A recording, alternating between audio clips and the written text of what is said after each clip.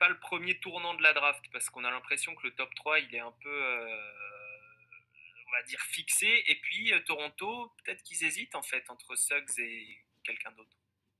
Il y a eu des rumeurs sur Scottie Barnes récemment, c'était de savoir s'il pouvait monter jusqu'en 4. Il y a un côté un peu tout droit avec le fait de prendre Jalen Suggs parce qu'il y a les incertitudes autour de Kyle Lowry. Mais en fait, le problème, c'est que quand on parle d'incertitude, on parle au pluriel. À Toronto, on ne sait toujours pas si Masai Ujiri va continuer à guider cette franchise. On ne sait toujours pas si Pascal Siakam, qui a eu des rapports extrêmement bons et positifs avec Nick Nurse ces derniers mois, va rester dans la franchise. On ne sait toujours pas, même si les Raptors ont joué à Toronto ou à Tampa Bay. Bref, du coup, quand on a toutes ces incertitudes, et donc celle de Kyle Lowry qui a peut-être joué ces dernières minutes avec le maillot des Raptors, je pense qu'il y a un côté évident avec le fait que Jalen Suggs va être pris. En tout cas, ça représente des besoins. La seule option que je vois vis-à-vis de Scottie Barnes, c'est si en effet il y a un deal imminent avec Pascal Siakam. Et je pense que Mike notamment pourra donner son avis là-dessus. J'ai pas plus de retour à titre personnel.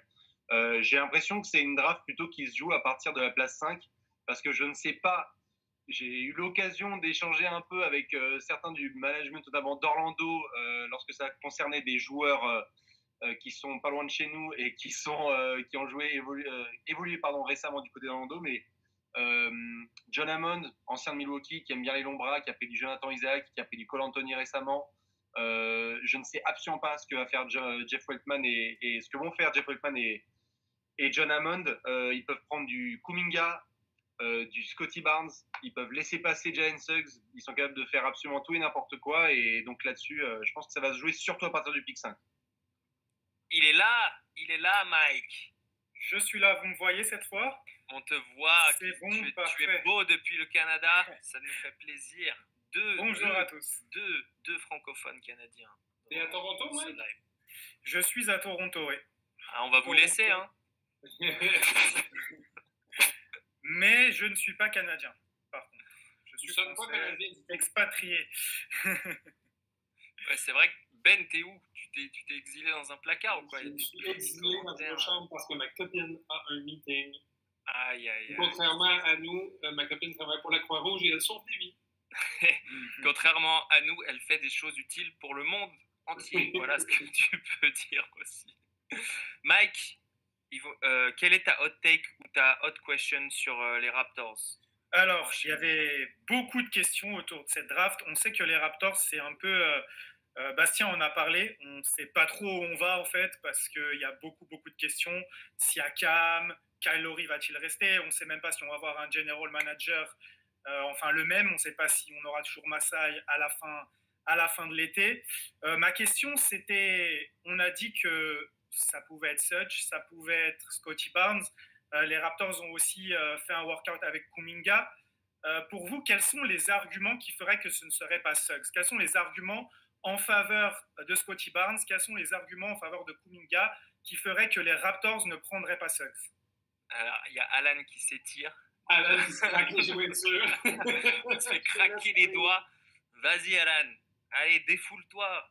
Non, je me défoule pas. Mais pour moi, Jalen Suggs, c'est pas le 4e meilleur joueur de cette draft. Et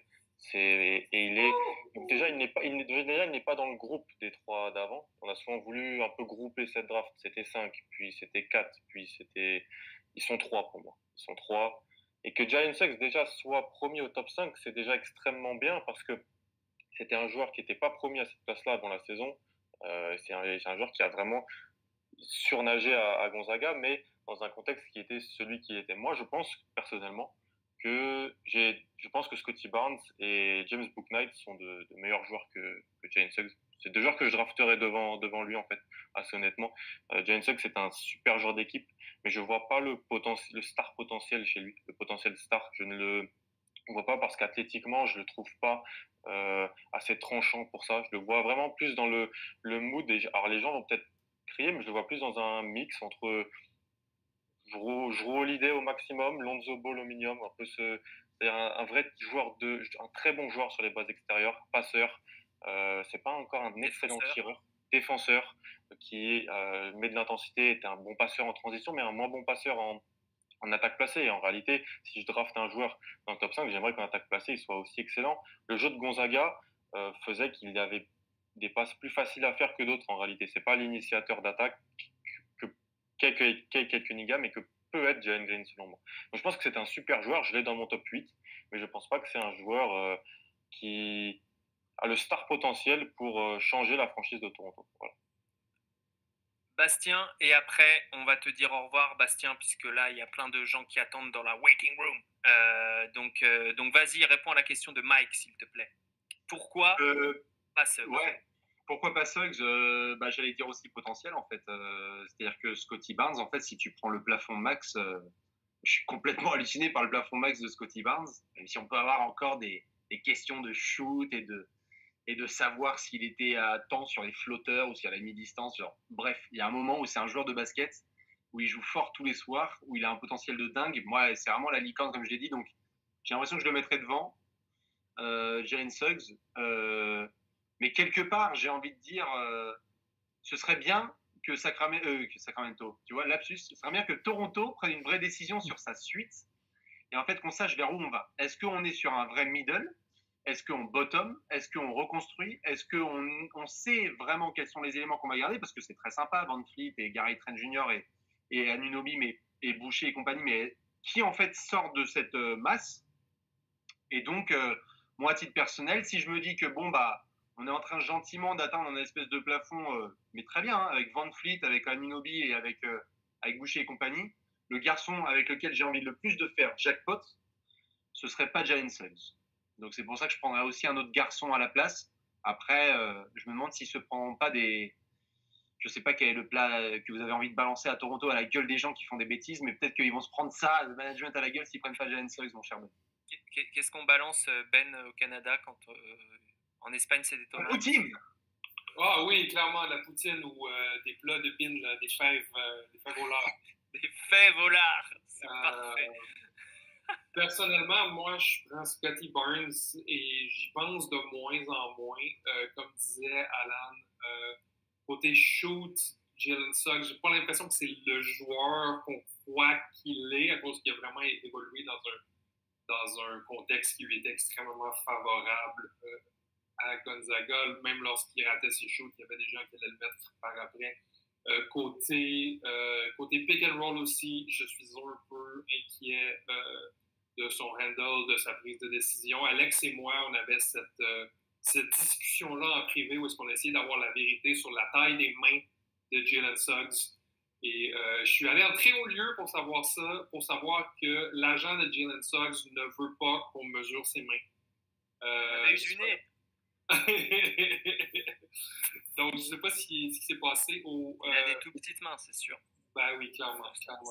Donc, pour moi, c'est un bon joueur, c'est un excellent joueur, mais je crois pas exactement... On le voit comme le successeur de Kyle Lowry, puis je crois que c'est vraiment très injuste envers le jeune homme de voir ça. Tandis que lorsqu'on prend un joueur comme Scottie Barnes, on prend un joueur qui est capable de vous voyez là le commentaire, ça se remplace à Lowry pendant 10 ans. C'est faux. Faut pas croire ça. On prend un Scottie Barnes, on prend un joueur qui sait manier le ballon, qui peut être un manieur de ballon, un deuxième manieur de ballon pour l'équipe, qui est très très fort à l'intérieur de la raquette, qu'on peut entourer de shooters, qui est un bon preneur de décision et qui n'est pas un joueur qui surréfléchit dans les grands moments, qui est capable vraiment de jouer à très haute vitesse, à prendre des décisions très très rapides. Pour moi, j'étais impliqué dans une mock hier et j'ai pris Scottie Barnes en numéro 4 pour Toronto et je prendrais Scottie Barnes en numéro 4 n'importe où. T'as trade down. Ah oui, c'est vrai, j'ai trade down. Parce que Orlando voulait Jalen Suggs, alors j'ai récupéré Scottie Barnes et Sheriff Cooper pour remplacer. Bien sûr. Bien franchement, tu vois, dire que Jalen Suggs peut remplacer un Hall of Famer pendant 10 ans, c'est vraiment pas lui rendre service. C'est vraiment pas beaucoup de pression sur les épaules. Vraiment pas lui rendre service. Que Jalen Suggs ne deviendra pas Kyle Lowry, il va devenir Jalen Suggs, tout simplement. Effectivement, je vais prendre la défense de Jalen Suggs. Pauvre Jalen Suggs. Je vais dire on aime tous ça en plus. Intangibles, les gars. Juste ça. Manu a fait un ACV à tout un chez lui. Oui, il va arriver, Manu. Avant cela, merci Bastien. Merci à vous les copains, merci à vous et évidemment merci pour l'invitation et puis je vous souhaite une bonne draft jeudi soir et j'imagine après ça ça redémarre sur 2022 avec des gamins qui vont nous régaler sur la saison suivante. On y est déjà. On a regardé les championnats jeunes et le lycée et tout ça. Donc effectivement, merci à toi d'être passé, c'était très très cool. Yes, merci les gars, continuez bien, bisous. Merci beaucoup. Bonne draft à toi aussi. Merci Baptiste, à bientôt, bye bye. Juste une question à Pierre qui a bientôt plus de batterie sur la draft des Raptors qui ont 2 choix au 2e tour. Et est-ce que tu peux rapidement parler de 2 prospects européens qui pourraient glisser à cet endroit-là et qui pourraient peut-être intéresser notre ami Mike avec Petrousev qui est un pivot et Jokubaitis qui est un meneur. Ouais, donc Jokubaitis, on l'a vu en Euroleague avec Zalgiris depuis 2 ans. Il a eu une grosse montée en temps de jeu cette année, où il est passé deuxième meneur, deuxième arrière, donc troisième arrière de la rotation, où il rentrait, il avait à peu près 21 minutes en Euroleague, et avec une forte augmentation dans sa production offensive.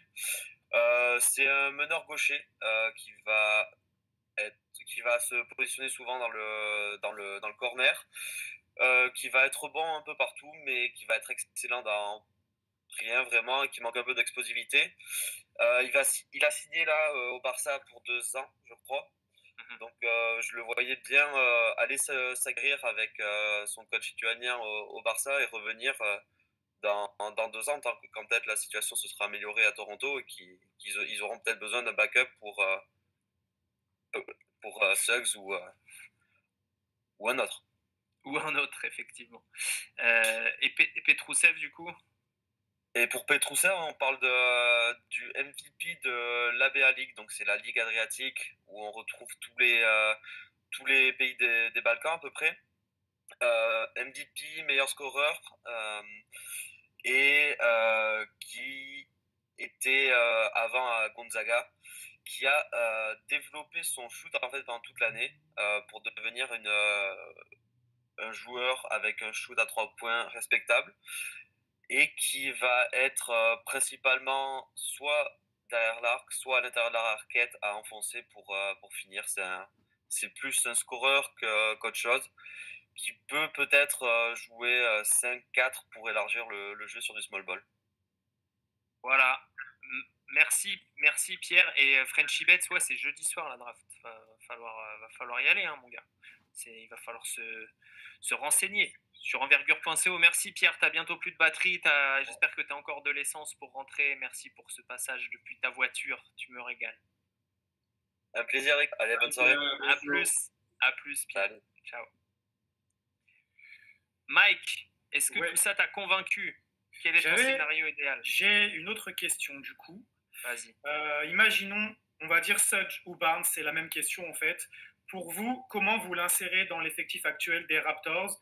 Est-ce qu'il va dans le 5 de départ? Ça me paraît compliqué. Après, on sait qu'il y a beaucoup d'incertitudes par rapport au fait que peut-être Siakam pourrait être transféré, Kyle Lowry ne pourrait ne pas re-signer. Malgré tout, comment vous le voyez? Je me rappelle que j'avais lu le scouting report de Ben et qu'il nous parlait, il ne fallait pas être étonné si Barnes prenait le poste 5 dans un small ball à Toronto. Donc je me disais peut-être prémonition. Comment vous le voyez un peu dans le 5 des Raptors? Est-ce qu'ils seraient titulaires déjà les deux?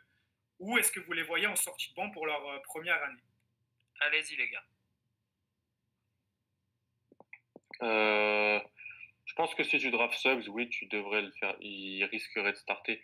Après, est-ce qu'il terminerait les matchs? C'est pas la même chose. Il y a une différence entre, tu vois, commencer et avec qui tu joues. Moi, je pense qu'en réalité, tes jeunes ball handlers, donc ce que va être Suggs aura la balle en main, pas tout le temps, parce qu'il sera pas, je pense, l'initiateur principal à Toronto. Vous avez un mec comme Van Vliet et qui est un très bon joueur d'attaque sur les bases extérieures.